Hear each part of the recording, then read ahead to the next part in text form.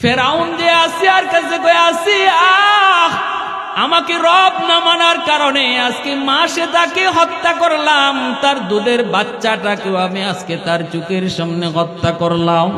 এই কথা শোনা মাত্রই বিবি আসিয়া তখন চোখের পানি জড়ায় কান্দে আর কয়ে, তুমি এত বড় জালেম, এত বড় জালেম তুমি কেমনে হলে গো? একটা দুধের শিশুকে তার মায়ের সামনে কেমনে হত্যা করলে? এতটুকু দরদ বুঝি তোমার কলিজায় নাই? তুমি এত বড় জুলুম কিভাবে করলা? কিভাবে তুমি করলা? ঠিক আছে নেও, ঈমান আনার অপরাধে যদি তুমি এত বড় অন্যায় করে থাকো, তাহলে আমি আসিও আজকে প্রকাশ্য জানায় দিচ্ছি, আমিও আজ থেকে মুসার রবকে রব মানি। ফেরাউন খেপে গেল, আসিয়া তোমার হুঁশ আসেনি? তুমি রাজরানী, তুমি ফেরাউনের বিবি, তোমার হুঁশ আসেনি? কি কইতেছো? আসিয়া বলে, আমি হুঁশ রাইকেই বলতেছি, এতদিন গোপন রেখেছি আর গোপন নয়। যার অন্তরে ঈমান আসে সে কোনোদিন গোপন রাখতে পারে না।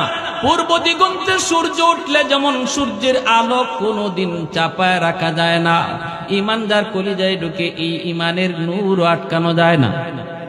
আসিয়ার উপরে শুরু হয়ে গেল নির্যাতন। ফেরাউন বলতেছে, আসিয়া তাহলে কিন্তু তুমিও প্রস্তুতি নাও, তোমার উপরে জুলুম শুরু হবে, তোমার উপরে জুলুম শুরু হবে। এইভাবে কত জুলুম একের পর এক করলো। আসিয়ার উপরে জুলুম শুরু হয়ে গেল। ফেরাউন বলতেছে, আসিয়া রে, ও আসিয়া, আমি তোমাকে অনেক মহব্বত করি, অনেক ভালোবাসি। মিশরের সবচেয়ে সুন্দরী তুমি, শুধু তাই নয়, বিশ্ব সুন্দরী কিতাবের ভিতরে লিখেন যে কয়জন আছে, যে যে যুগে সবচেয়ে বিশ্ব সুন্দরী আসিয়ার যুগে তিনি ছিলেন ওই যুগের সবচেয়ে বিশ্ব সুন্দরী। আবার ছিলেন পুত পবিত্র, অত্যন্ত পুত পবিত্র।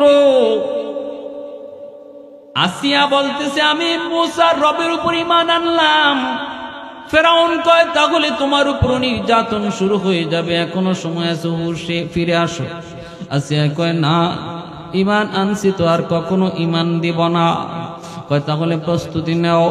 এই বলতেই ওনার হাতে পায়ে বেরি লাগায়া দিল, হাতে পায়ে বেরি লাগায়া এইবার বলতেছে, আসিয়া দেখো, তুমি অত্যন্ত লজ্জাবতী নারী। মন্ত্রী কিন্তু সব সময় পরামর্শ দেওয়ার জন্য রেডি থাকে। মন্ত্রী কানে কানে কয়, একটা সুরত আছে, আপনার বিবি আসিয়া অনেক পর্দা করে, অনেক লজ্জাবতী, অনেক পবিত্রা, অত্যন্ত পবিত্রা। সে লজ্জারে খুব বেশি ভয় পায়, লজ্জা সব সময় তার কাছে ভালো, সে কখনো লজ্জাহীনতা পছন্দ করে না। এক কাজ করেন, তারে ভয় দেখান, তারে কাপড় চোপড় খুইলা তারে এই সমস্ত হাজারো মানুষের সামনে তুমি তারে উলঙ্গ করে ফেলবা। এই ভয়টা তুমি তারে আগে দেখাও। যদি এই ভয় তুমি তারে দেখাও, তাহলে মনে হয় তোমার প্রস্তাব মেনে নিবে। ফেরাউন বলতেছে, আসিয়া দেখো, তোমাকে কিন্তু বিবস্ত্র করে ফেলা হবে, উলঙ্গ করে ফেলা হবে, এখনো সুযোগ আছে, সময় আছে, আমাকে রব মানো। আসিয়া বলে, সব কিছু কুরবানি করতে পারি, তবু আমার আল্লাহকে যেখানে বসাইছি, রবকে যেই কলবে বসাইছি, এখান থেকে আমার রবকে আমি সরাইতে পারবো না। এইবার তারা তারকে বিবস্ত্র করে ফেলল। তারপরে হাতে পায়ের মধ্যে ফেরাউনে পেরাক মারল। এক হাতের মধ্যে পেরাক, আর এক হাতের মধ্যে পেরাক, এক পায়ের মধ্যে পেরাক, আর এক পায়ের মধ্যে পেরাক। এর আগে ফেরাউন কয়, চামড়া উঠাও, জীবন্ত অবস্থায়, জীবিত অবস্থায় চামড়া উঠাও। বিবি আসিয়ার চামড়াগুলি উঠাইতে লাগলো। চামড়া ছিলাইয়া, এইবার কিতাবের ভিতরে লিখেন, শুধু চামড়া চুলাইল তা না গো, এই ক্ষত বিক্ষত শরীরের মধ্যে আসিয়া তিনি ফেরাউনের কথা না মানার কারণে মরিচের গুঁড়া ছিটাইয়া দিতে লাগলো। শুধুমাত্র আল্লাহর প্রেম, আল্লাহর ভালোবাসা, কি পরিমাণ নির্যাতন, কি পরিমাণ নির্যাতন। এরপরও আল্লাহ ভুলতে রাজি না। এ যুবক, আজকে তোমাকে খেলার মাঠ থেকে মসজিদে ডাক দিয়া নেওয়া যায় না রে, অথচ জানোনি তোমার মতো যুবকের কারণে আল্লাহ পাক এই জমিন টিকায় রাখছে। জালেমের জুলুম হওয়া সত্ত্বেও আল্লাহ জমিন টিকায় রাখছে। আল্লাহর নবী বলেন, লাউলা মাশাইখু রাক্কা ওয়াশ শাবাবু গুশা ওয়াল আতফালু রুদ্দা ওয়াল আনআমু রুদ্দা লাজাআলতুস সামাআ হাদিদা ওয়াল আরদা খাফসাফা ওয়াত তুরাবা রামাদা ওয়ামা আনজালতু মিনাস সামাই কাতরা وما أنبت من الأرض نباتا بل أنزلت عليكم العذاب صبا। হাদিসে কুদসি আল্লাহ পাক বলেন, জানোনি প্রতিদিন জমিন আমি আল্লাহর কাছে আবদার করে, আল্লাহ যেই পরিমাণ গুনাহ আর জুলুম এই জমিনে হইতেছে, হিসাব যদি করা হয় গ্রামের মধ্যে জরিপ করলে বেনামাজির সংখ্যা বেশি, নামাজির সংখ্যা কম। ঘরে যদি হিসাব করা হয় বেনামাজির সংখ্যা বেশি, নামাজির সংখ্যা কম।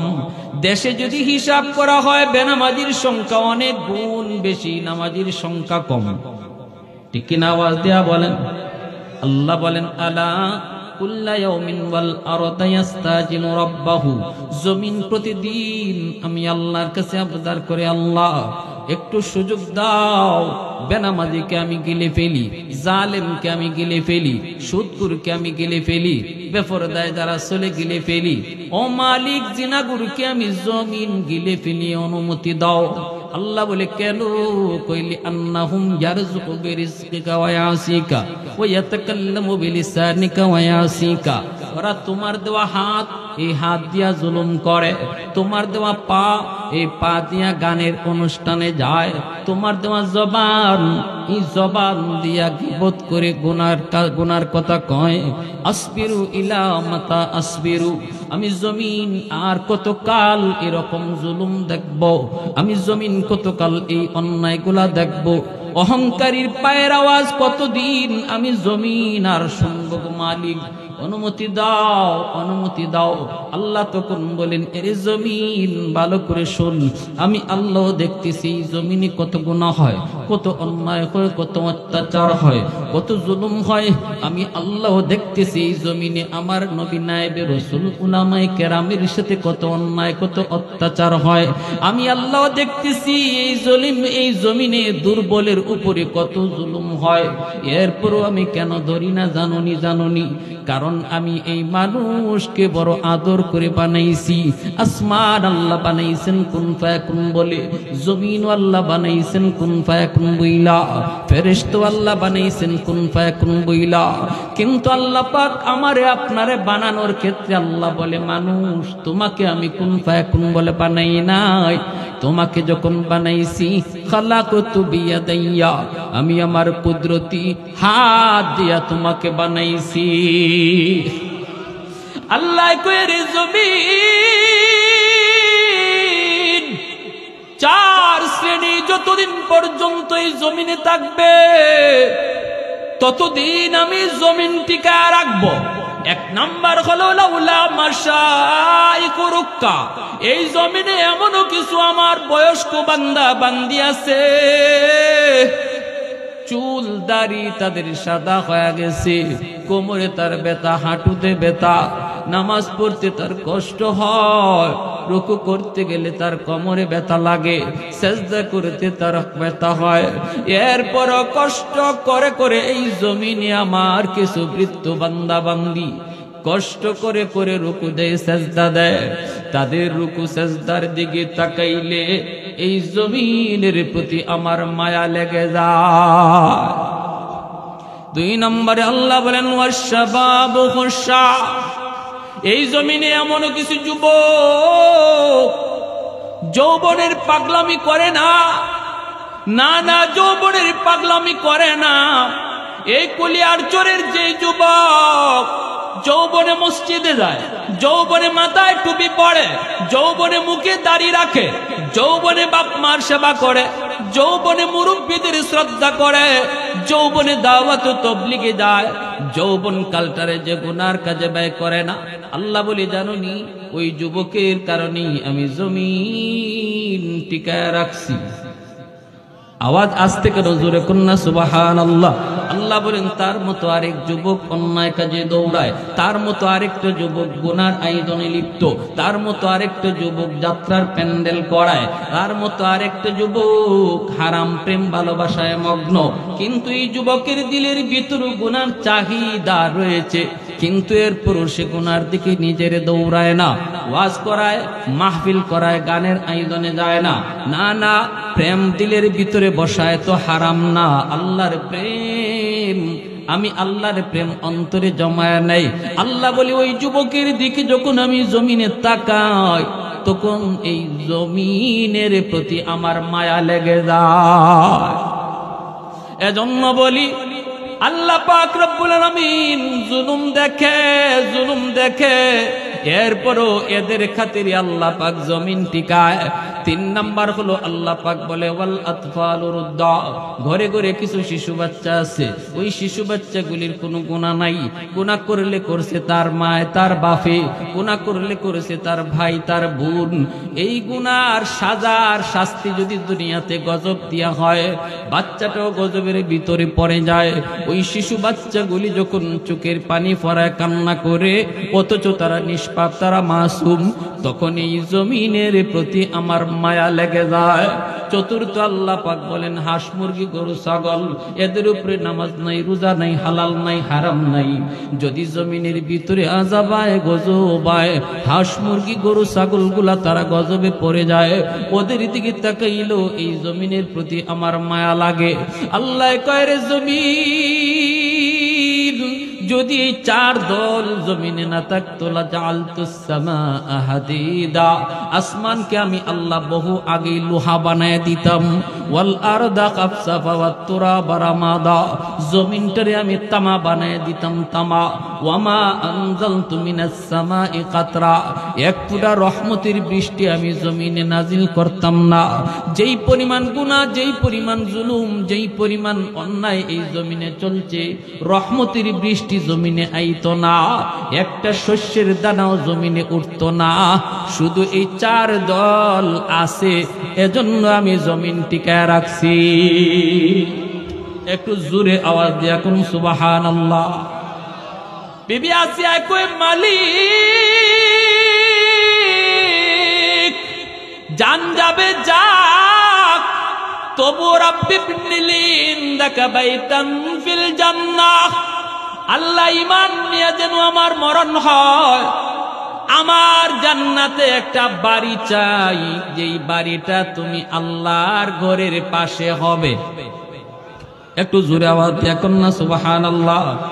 বিবি আসিয়া কি কইছে, আল্লাহ জান্নাতে একটা ঘর চাই, যেই ঘরটা তোমার ঘরের লগে হবে, তোমার ঘরের পাশে হবে। আল্লাহ পাক রব্বুল আলামিন বিবি আসিয়ার ইন্তেকালের আগে আল্লাহ পাক এই ঘর জান্নাতে বানাইয়া, ওনার মৌতের আগে আগে আল্লাহ নিজের চোখে দেখায়া দিছে কোন বাড়িটা আল্লাহ পাক তার জন্য বানাইছে এবং আল্লাহর বাড়ির পাশে বানাইছে। তাফসীরের কিতাবের ভিতরে লিখেন, পৃথিবীতে একজন মানুষই যিনি মৃত্যুর আগেই জান্নাতের বাড়ি দেখছেন, ইনি আর কেউ নন, ইনি হলেন বিবি আসিয়া। আর একটু জোরে কন্যা সুবহানাল্লাহ। আমার আপনার নবী মেরাজের সফরে বাইতুল্লাহ থেকে বাইতুল মুকাদ্দাস যাওয়ার পথে নবীজি জিব্রাইলকে বলতেছেন, জিব্রাইল এই জায়গা থেকে জান্নাতের গ্রান পাইতেছি, ঘটনা কি? জিব্রাইল কয়, নবী গো এটা জান্নাত না গো, এই জায়গাটা হলো কি জানেননি? কয় এই জায়গাটা একটা কবর, ওই কবর থেকে আপনি জান্নাতের গ্রান আপনি পাইতেছেন। বলে কার কবর? জিব্রাইল কয়, নবী গো ফেরাউনের বাদী মা শ্বেতা এবং তার দুধের বাচ্চা, যেই 2 জনকে ঈমান আনার অপরাধে ফেরাউন হত্যা করেছিল, ওই মা আর বাচ্চার হাড্ডিগুলা এই জায়গায় কবর দেওয়া হয়েছিল। ওই জায়গাটারে আল্লাহ পাক জান্নাতের টুকরা বানায়া রাখছে। আর জোরে সুবহানাল্লাহ। ये सच है कि बातिल की तरफ दार नहीं हम, ये सच है कि बातिल की तरफदार नहीं हम, गद्दार न समझो हमें गद्दार नहीं हम, गद्दार न समझो हमें गद्दार नहीं हम। फूलों की तरह नरम मिजाज अपना के नजर, हम तीर नहीं नेज़ा तलवार नहीं हम तीर नहीं नेज़ा तलवार नहीं हम। মুসলমানের আওয়াজে বলেন আল্লাহু আকবার। আরো জোরে হয় নাই আল্লাহু আকবার। নীল দরিয়ার সামনে যে হাজির, এর আগে আল্লাহ জিব্রাইল পাঠাইছে ফেরাউনের কাছে, যা জিব্রাইল মানুষের সুরত দইরাইয়া ফেরাউনরে কয়, যাহাবনা আপনার কাছে একটা সালিশ লই আইছি। বলে কি? কয় কোন গোলাম যদি মালিকের কথার অবাধ্য হয় এর কি শাস্তি হওয়া উচিত আপনি একটু কয়া দেন। ফেরাউনে তো আর জানে না ইনি যে জিব্রাইল মানুষের সুরত দইরাইছেন। কথা বুঝছেন? ফেরাউন কয় কোন গোলাম যদি মালিকের অবাধ্য হয় এর পানিতে চুবাইয়া মারা দরকার। জিব্রাইল আলাইহিস সালাম মানুষের সুরত ধরে ইনি বলতেছেন, জাহাপনা আপনি এত বড় একজন বাদশা, শুধু বাদশা নন, তিনি আপনি আপনার এলাকার খুদাও, অতএব আপনার একটা ফরমান মানুষকে জানানো দরকার। আমি এই ফরমানটা মানুষকে একটু জানায়া দিব, আপনি যদি কাগজে একটু লিখে দিতেন। কই ঠিক আছে, কাগজ লইয়া আও। জিব্রাইল আমিন কাগজ কলম দিয়া দিলেন। ফেরাউন নিজের হাতে লিখলো, যেই গোলাম মালিকের অবাধ্য হবে এর শাস্তি হলো পানিতে চুবাইয়া মারা।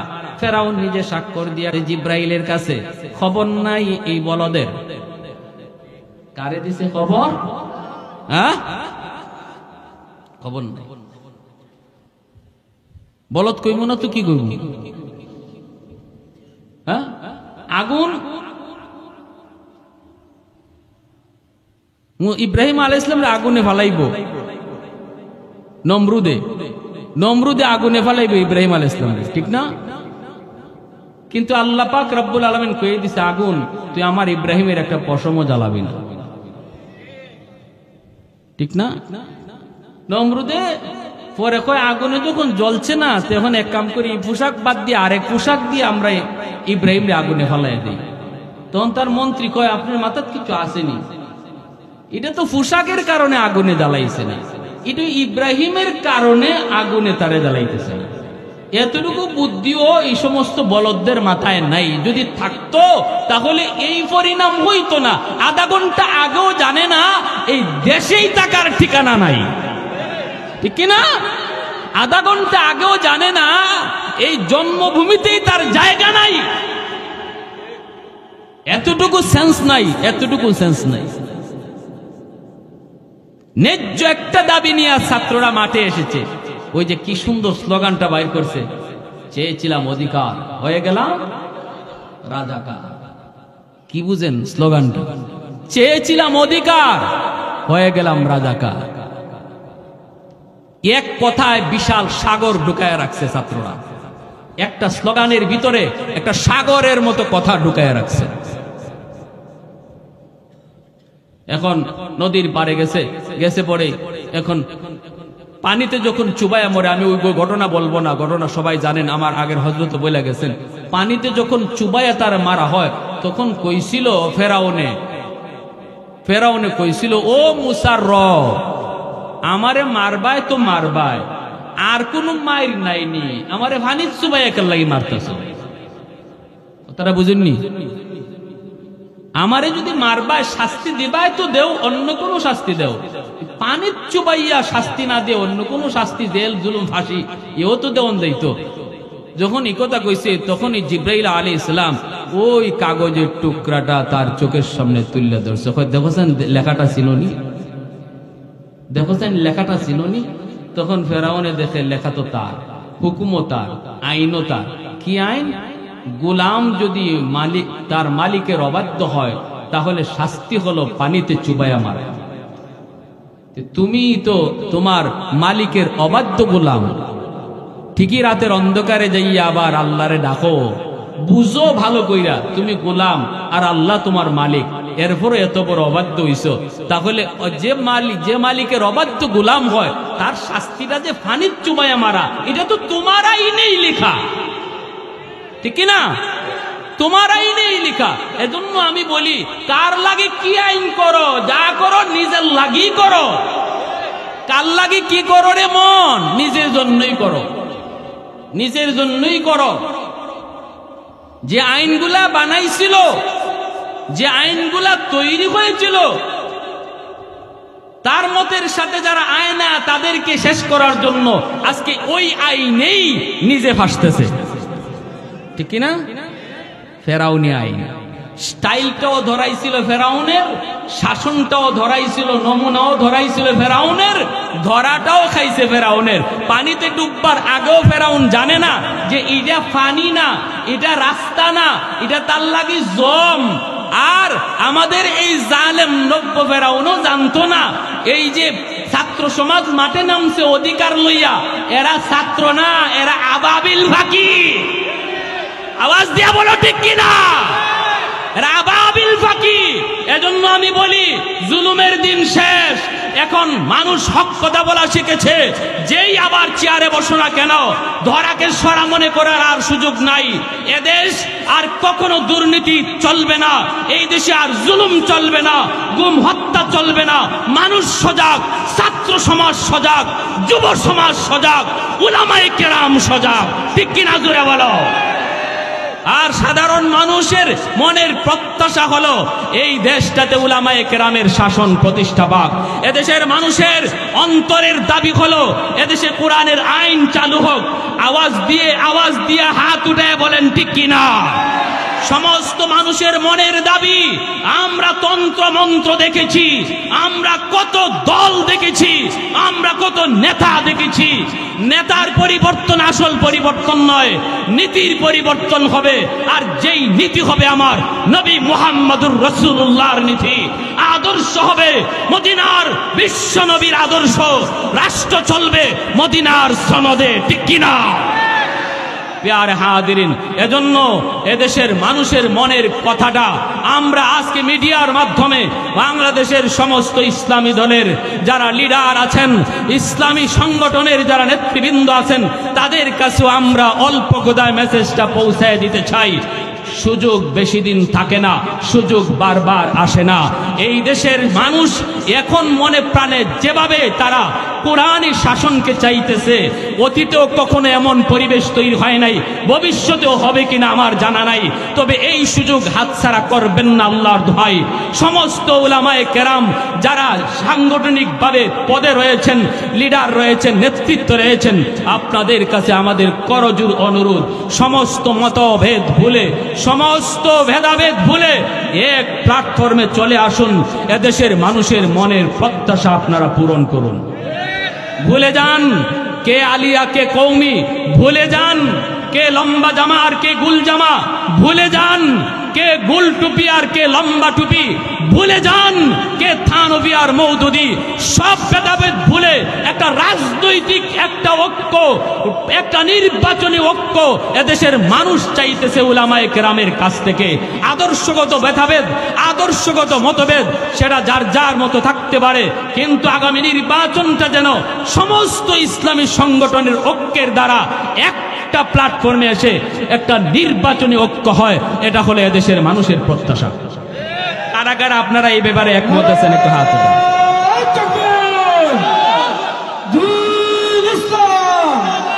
হযরত মাওলানা মুফতি নাসিরউদ্দিন আনসারী সাহেব, নারায়ে তাকবীর। কোরআনের শাসন প্রতিষ্ঠা পাইলে খুন গুম আর চলার সুযোগ আছে কি ভাই? আওয়াজ আসতে কেন? সুযোগ আছে। চুরি করার আর সুযোগ আছে নি? একটারে যদি আত কাটা হয় চুরির অপরাধে, আরো 100টা সুজা, ঠিক না? 100টা সুজা কিনা? 100টা সুজা। কাউকে অন্যায়ভাবে হত্যা করবা, হত্যার বদলা হত্যা, আল কাতলু বিল কাতলি, কোরআনের আইন। যদি একটারে বাংলা বা এই যে ঢাকা শহরের বাইতুল মুকাররমের সামনে যদি একটা খুনিরে ফাঁসি দেওয়া হয়, আর বাংলাদেশের সব মানুষে জানে আরো 100টা খুনি সোজা হয়ে যাবে। যে খুন করার ইচ্ছা ছিল ওকে বাবা আমি না, খুন করলে খুন হতে হয়, ঠিক কিনা? কিন্তু কোরআনের আইন এদেশে বহুত বড় এক চক্রান্ত, ইহুদিদের দোসর, তারা এদেশে এখনো আছে পদে পদে, রন্ধ্রে রন্ধ্রে। ওরা কখনো সেটা মেনে নিবে না। উলামায়ে কেরাম একটু বুঝার চেষ্টা করেন, একটু বুঝার চেষ্টা করেন। আমরা এই টুপি আর ওই টুপি নিয়ে নিজেদের ভিতরে দ্বন্দ্ব করি। ইহুদিরা কিন্তু কে লাম্বা টুপি আর কে গুল টুপি এটা বুঝে না। সবরে ঢালাও ভাবে জঙ্গি বলে, সবরে ঢালাও ভাবে জঙ্গি বলে, মৌলবাদ বলে। আমি আলিয়া না, আমি কমি, এটাও দুশ্মনের কাছে কোনো পরিচয় নয়। এজন্য সুযোগ সব সময় আসে না, এই সুযোগটারে কাজে লাগান, মতভেদ ভুলে যান। আল্লাহর দোহাই, আমরা তৃণমূলে আসি, আমরা মাঠে ময়দানে আসি, আমরা জনগণের মনের চাহিদা বুঝতেছি। আপনারা সবাই এক কাতারে আসুন, ছাড় দেওয়ার মনের ভাব তৈরি করেন। আমি বড়, এই চিন্তাটা মন থেকে বাদ দেন। আমার পাশে যে সে আমার চেয়ে বড়, এই চিন্তাটা যখনই আসবে তখনই ঐক্য হওয়া সম্ভব, ঠিক কিনা? আমি বড় না, আমার ভাই বড়।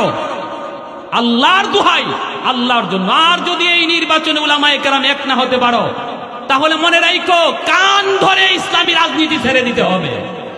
এদেশের মানুষের কাছে ভবিষ্যতে বুট চাওয়া নিয়ে মুখ দেখানো যাবে না। এদেশের মানুষ আর উলামায়ে কেরামের রাজনীতিকে কোনোদিন মেনে নিবে না, যদি এই সুযোগ কাজে লাগানো না যায়। আল্লাহ আমাদেরকে বুঝার তৌফিক দান করুন। ওই শিশু বাচ্চাগুলির কোনো গুনাহ নাই। গুনাহ করলে করেছে তার মা, তার বাপে, গুনাহ করলে করেছে তার ভাই, তার বোন। এই গুনার সাজা আর শাস্তি যদি দুনিয়াতে গজব দেয়া হয়, বাচ্চাটাও গজবের ভিতরে পড়ে যায়। ওই শিশু বাচ্চাগুলি যখন চোখের পানি পড়ায় কান্না করে, অথচ তারা নিষ্পাপ, তারা মাসুম, তখন এই জমিনের প্রতি আমার মায়া লেগে যায়। চতুর্থ আল্লাহ পাক বলেন, হাঁস, মুরগি, গরু, ছাগল, এদের উপরে নামাজ নাই, রোজা নাই, হালাল নাই, হারাম নাই। যদি জমিনের ভিতরে আযাব আয়, গজব আয়, হাঁস, মুরগি, গরু, ছাগল গুলা তারা গজবে পড়ে যায়।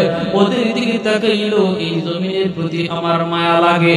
আল্লাহ কয়, জমিন যদি চার দল জমিনে না থাকতো, লাজাআলতুস সামাআ হাদিদা, আসমানকে আমি আল্লাহ বহু আগে লোহা বানায় দিতাম। ওয়াল আরদা কাবসাবা ওয়াত তুরাবা রামাদা, জমিনটারে আমি তামা বানায় দিতাম, তামা। ওয়ামা আনজালতু মিনাস সামাই কাতরা, এক পুরা রহমতের বৃষ্টি আমি জমিনে নাজিল করতাম না। যেই পরিমাণ গুনাহ, যেই পরিমাণ জুলুম, যেই পরিমাণ অন্যায় এই জমিনে চলছে, রহমতের বৃষ্টি জমিনে আইতো না, একটা শস্যের দানাও জমিনে উঠতো না। শুধু এই চার দল আছে, এজন্য আমি জমিন টিকায় রাখছি। একটু জোরে আওয়াজ দিয়ে এখন সুবহানাল্লাহ। বিবি আসিয়া কই, মালিক জান যাবে যাক, তবু রাব্বি ইবনিলি ইনদাকা বাইতান ফিল জান্নাহ। আল্লাহ, ঈমান নিয়ে যেন আমার মরণ হয়, আমার জান্নাতে একটা বাড়ি চাই, যেই বাড়িটা তুমি আল্লাহর ঘরের পাশে হবে। একটু জোরে আওয়াজ দিয়ে এখন না সুবহানাল্লাহ। বিবি আসিয়া কি কইছে, আল্লাহ জান্নাতে একটা ঘর চাই, যেই ঘরটা তোমার ঘরের লগে হবে, তোমার ঘরের পাশে হবে। আল্লাহ পাক রব্বুল আলামিন বিবি আসিয়ার ইন্তেকালের আগে আল্লাহ পাক এই ঘর জান্নাতে বানাইয়া ওনার মউতের আগে আগে আল্লাহ নিজের চোখে দেখায়া দিছে কোন বাড়িটা আল্লাহ পাক তার জন্য বানাইছে এবং আল্লাহর বাড়ির পাশে বানাইছে। তাফসীরের কিতাবের ভিতরে লিখেন, পৃথিবীতে একজন মানুষই যিনি মৃত্যুর আগে জান্নাতের বাড়ি দেখছেন, ইনি আর কেউ নন, ইনি হলেন বিবি আসিয়া। আর একটু জোরে কন্যা সুবহানাল্লাহ। আমার আপনার নবী মেরাজের সফরে বাইতুল্লাহ থেকে বাইতুল মুকাদ্দাস যাওয়ার পথে নবীজি জিবরাইলকে বলতেছেন, জিবরাইল এই জায়গা থেকে জান্নাতের গ্রাম পাইতেছি, ঘটনা কি? জিবরাইল কয়, নবী গো এটা জান্নাত না গো, এই জায়গাটা হলো কি জানেননি? কই এই জায়গাটা একটা কবর, ওই কবর থেকে আপনি জান্নাতের গ্রাম আপনি পাইতেছেন। বলে কার কবর? জিবরাইল কয়, নবী গো ফেরাউনের বাদী মাসেদা, এবং তার দুধের বাচ্চা, যেই দুইজনকে ঈমান আনার অপরাধে ফেরাউন হত্যা করেছিল, ওই মা আর বাচ্চার হাড্ডিগুলা এই জায়গায় কবর দেওয়া হয়েছিল। ওই জায়গাটারে আল্লাহ পাক জান্নাতের টুকরা বানায় রাখছি। আর জোরে সুবহানাল্লাহ। ये सजनिब की बातिल की तरफदार नहीं हम, ये सजनिब की बातिल की तरफदार नहीं हम, गद्दार न समझो हमें गद्दार नहीं हम, गद्दार न समझो हमें गद्दार नहीं हम। फूलों की तरह नरम मिजाज अपना है नजर, हम तीर नहीं नेज़ाओ तलवार नहीं हम तीर नहीं नेज़ाओ तलवार नहीं हम। मुसलमाনের আওয়াজে বলেন আল্লাহু আকবার। আর জোরে হয় নাই আল্লাহু আকবার। নীল দরিয়ার সামনে যে হাজির, এর আগে আল্লাহ জিবরাইল পাঠাইছে ফেরাউনের কাছে, যা জিবরাইল মানুষের সুরত লইয়া ফেরাউনকে কয় যাব না, আপনার কাছে একটা সালিশ লইয়া আইছি। বলে কি? কয় কোন গোলাম যদি মালিকের কথার অবাধ্য হয় এর কি শাস্তি হওয়া উচিত আপনি একটু কয়া দেন। ফেরাউন তো আর জানে না এই যে জিবরাইল মানুষের সুরত লইয়া আইছে। কথা বুঝছেন? ফেরাউন কয় কোন গোলাম যদি মালিকের অবাধ্য হয় এর পানিতে চুবায়া মারা দরকার। জিবরাইল আলাইহিস সালাম মানুষের সুরত ধরে ইনি বলতেছেন, যাবো না, আপনি এত বড় একজন বাদশা, শুধু বাদশা নন, তিনি আপনার এলাকার খুদাও, অতএব আপনার একটা ফরমান মানুষকে জানানো দরকার। আমি এই ফরমানটা মানুষকে একটু জানায় দিব, আপনি যদি কাগজে একটু লিখে দিতেন। কই ঠিক আছে, কাগজ নিয়ে আও। জিবরাইল আমিন কাগজ কলম নিয়ে দিলেন। ফেরাউন নিজের হাতে লিখলো, যেই গোলাম মালিকের অবাধ্য হবে এর শাস্তি হলো পানিতে চুবায়া মারা। ফেরাউন নিজে স্বাক্ষর দিয়ে জিবরাইলের কাছে, খবর নাই এই বলদের। কারে দিছে খবর? হ্যাঁ, খবর নাই। বলদ কইব না তো কি করব? হ্যাঁ, আগুন ইব্রাহিম আলাইহিস সালাম আগুনে ফেলাইব, নমরুদে আগুনে ফেলাইব ইব্রাহিম আলাইহিস সালাম, ঠিক না? কিন্তু আল্লাহ পাক রব্বুল আলামিন কই দিছে, আগুন তুই আমার ইব্রাহিমের একটা পশমও জ্বালাবি না, ঠিক না? নমরুদে পরে কয় আগুনে যখন জ্বলছে না তখন এক কাম করি, পোশাক বাদ দিয়ে আরেক পোশাক দিয়ে আমরা ইব্রাহিমে আগুনে ফেলাই দিই। তখন তার মন্ত্রী কয়, আপনার মাথায় কিছু আসেনি, এটা তো পোশাকের কারণে আগুনে জ্বালাইছে না, এটা ইব্রাহিমের কারণে আগুনে জ্বালাইছে। এতটুকু বুদ্ধিও এই সমস্ত বলদদের মাথায় নাই। যদি থাকতো তাহলে এই পরিণাম হইতো না। আধা ঘন্টা আগেও জানে না এই দেশেই থাকার ঠিকানা নাই, ঠিক না? আধা ঘন্টা আগেও জানে না এই জন্মভূমিতেই তার জায়গা নাই। এতটুকু সেন্স নাই, এতটুকু সেন্স নাই। ন্যায্য একটা দাবি নিয়ে ছাত্ররা মাঠে এসেছে। ওই যে কি সুন্দর স্লোগানটা বাইর করছে, চেয়েছিলাম অধিকার, হয়ে গেলাম রাজাকার। কি বুঝেন স্লোগানটা? চেয়েছিলাম অধিকার, হয়ে গেলাম রাজাকার। এক কথায় বিশাল সাগর ঢুকায় রাখছে ছাত্ররা। একটা স্লোগানের ভিতরে একটা সাগরের মতো কথা ঢুকায় রাখছে। এখন নদীর পাড়ে গেছে পরে এখন পানিতে যখন চুবায়া পড়ে, আমি ঘটনা বলবো না, ঘটনা সবাই জানেন, আমার আগে হযরত বলে গেছেন। পানিতে যখন চুবায়া তার মারা হয় তখন কইছিল ফেরাউনে কইছিল, ও মুসার রব, আমারে মারবাই তো মারবাই, আর কোন মাইর নাইনি, আমারে পানি চুবায়া কেলাই মারতেছ। তারা বুঝেননি?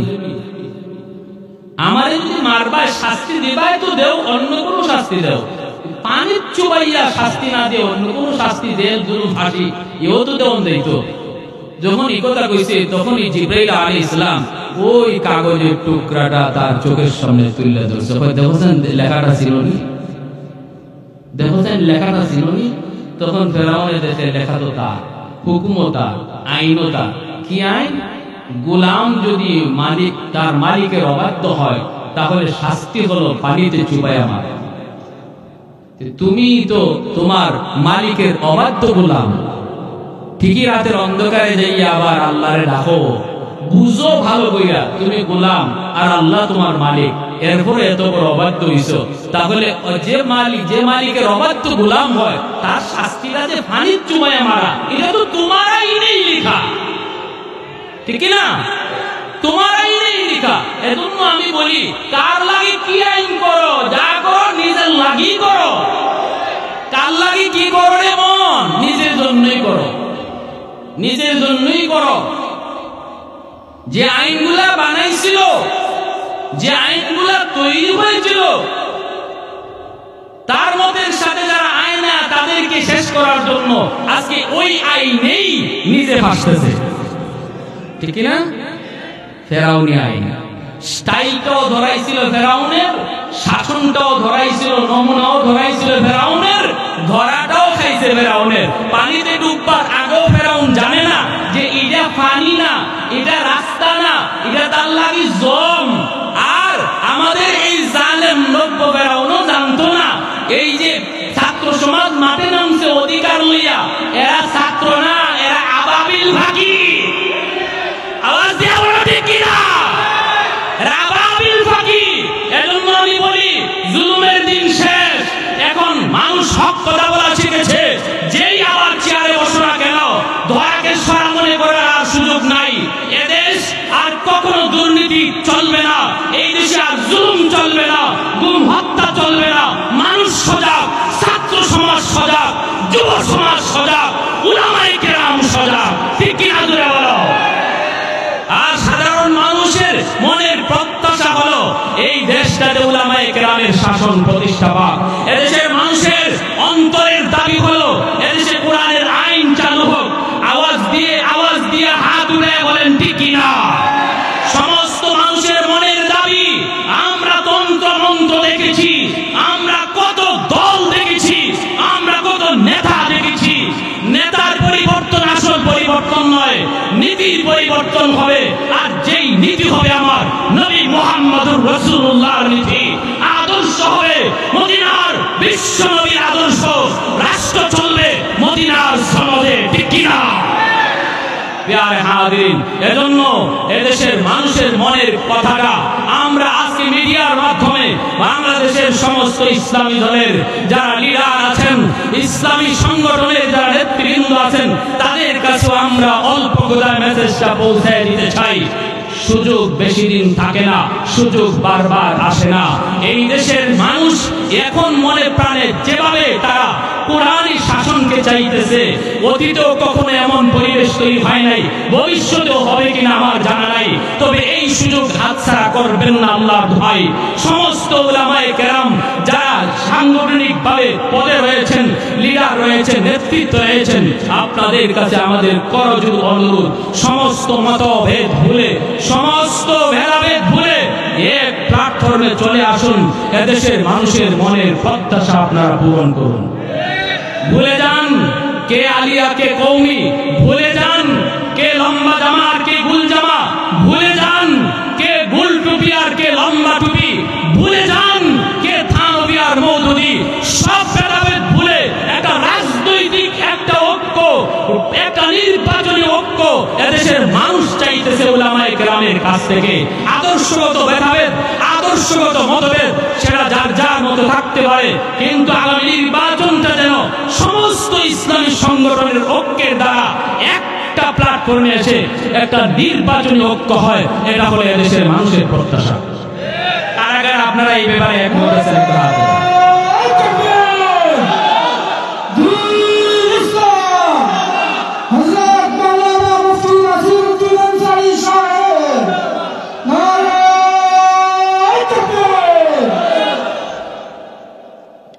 কোরআনের শাসন প্রতিষ্ঠা পাইলে খুন গুম আর চলার সুযোগ আছে কি ভাই? আওয়াজ আসতে কেন? সুযোগ আছে। চুরি করার আর সুযোগ আছে? একটারে যদি হাত কাটা হয় চুরির অপরাধে, আরো 100টা সুজা, ঠিক না? 100টা সুজা কিনা?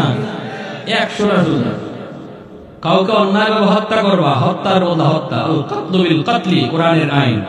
যদি একটারে বাংলা বা এই যে ঢাকা শহরের বাইতুল মুকাররমের সামনে যদি একটা খুনিরে ফাঁসি দেওয়া হয়, আর বাংলাদেশের সব মানুষে জানে আরো 100টা খুনি সুজা হয়ে যাবে। যে খুন করার ইচ্ছা ছিল ওকে বাবা আমি না, খুন করলে খুন হতে হয়, ঠিক কিনা? কিন্তু কোরআনের আইন এদেশে বহুত বড় এক চক্রান্ত, ইহুদিদের দূষর, তারা এদেশে এখনো আছে পদে পদে, রন্ধ্রে রন্ধ্রে। ওরা কখনো সেটা মেনে নিবে না। উলামায়ে কেরাম একটু বুঝার চেষ্টা করেন, একটু বুঝার চেষ্টা করেন। আমরা এই টুপি আর ওই টুপি নিয়ে নিজেদের ভিতরে দ্বন্দ্ব করি। ইহুদিরা কিন্তু কে লম্বা টুপি আর কে গোল টুপি এটা বুঝে না। সবরে ঢালাও ভাবে জঙ্গি বলে, সবরে ঢালাও ভাবে জঙ্গি বলে, মৌলবাদ বলে। আমি আলিয়া না, আমি কমি, এটাও দুশ্মনের কাছে কোন পরিচয় নয়। এজন্য সুযোগ সব সময় আসে না, এই সুযোগটারে কাজে লাগান, মতভেদ ভুলে যান। আল্লাহর দোহাই, আমরা তৃণমূলে আসি, আমরা মাঠে ময়দানে আসি, আমরা জনগণের মনের চাহিদা বুঝতেছি। আপনারা সবাই এক কাতারে আসুন, ছাড় দেওয়ার মনের ভাব তৈরি করেন। আমি বড়, এই চিন্তাটা মন থেকে বাদ দেন। আমার পাশে যে সে আমার চেয়ে বড়, এই চিন্তাটা যখনই আসবে তখনই ঐক্য হওয়া সম্ভব, ঠিক কিনা? আমি বড় না, আমার ভাই বড়। আল্লাহর দোহাই, আল্লাহর জন্য যদি এই নির্বাচন উলামায়ে কেরাম এক না হতে পারো, তাহলে মনে রাখো কান ধরে ইসলামী রাজনীতি ছেড়ে দিতে হবে। এদেশের মানুষের কাছে ভবিষ্যতে ভোট নিয়ে, ভোট চাওয়া নিয়ে মুখ দেখানো যাবে না। এদেশের মানুষ আর উলামায়ে কেরামের রাজনীতিকে কোনোদিন মেনে নিবে না, যদি এই সুযোগ কাজে লাগানো না যায়। আল্লাহ আমাদেরকে বুঝার তৌফিক দান করুন।